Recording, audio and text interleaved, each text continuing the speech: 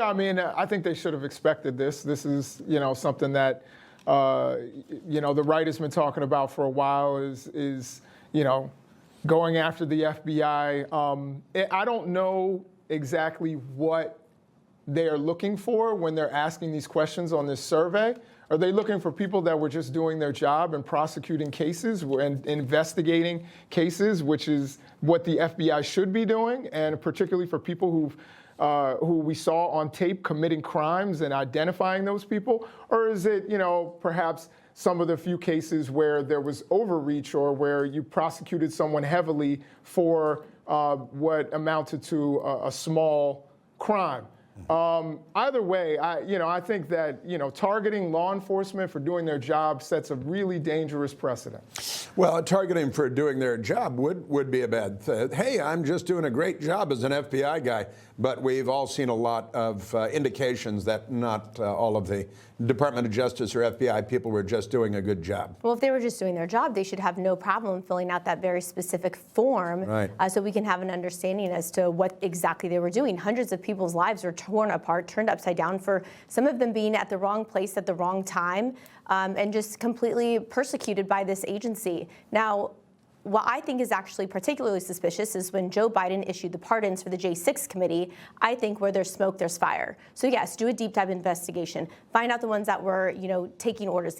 Do a full-blown. They spent thousands of taxpayer dollars and time on this, going after people, like I said, who may have been at the wrong place at the wrong time. Investigate them all, get rid of the bad ones. No more targeting of innocent Americans. Well, we learned the other day, we were talking about this, that Cuba has about 1,200 political prisoners in their jails in all of Cuba, in the entire country. And I think that the Biden Justice Department rounded up a greater number than 1,200 just from January 6th alone. But pay no attention to that. The Washington, D.C. headquarters, got a lot of headquarters in Washington, D.C., the United States Agency for International Development, USAID, was shut down by the administration, and employees there were told to stay home, just don't come in today, work from home, after 2 USAID officials were suspended for trying to stop Elon Musk's DOGE, the Department of Government Efficiency, from gaining access to parts of the building.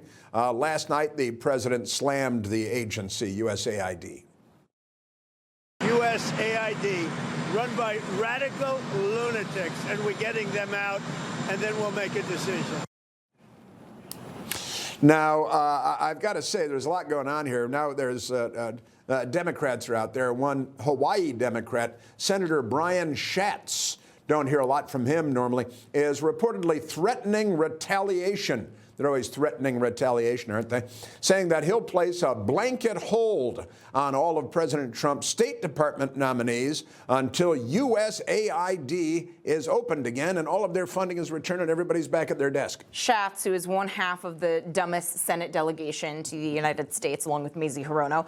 Look, there is the procedural question of Elon Musk's deputies apparently didn't have the proper security badges with them, and we don't want people that the proper clearances to be allowed open access to One buildings. of them's a 19-year-old kid. But it's the question is that he didn't have the badge, right? He was otherwise authorized, but he didn't have it with him. It'd be like trying to order a drink at a bar with an ID, even if you are above age. He can't. But look, drink. okay, look.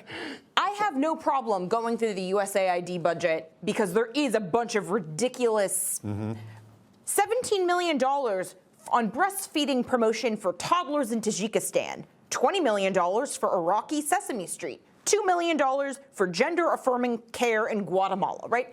That liberals like to pretend like most of it is PEPFAR. Most of it is not PEPFAR that has a demonstrable impact that is a pro-life policy. Most of these are exactly left-wing interests. But USAID, the idea that it's this, oh, how dare you touch USAID? No, put it back in State Department, make it answerable to the Secretary of State and Congress. If you want to create another thing, you pass a bill. You do it yourself. Yeah, well, it is. Look, it is, Jason, you're scoffing over here, but it is one of these money holes, and it has been for a long, long time with these ridiculous, breastfeeding in Tajikistan and all these ridiculous things that, you're going to work your whole life to pay for one day of that program. Information. Truth is freedom.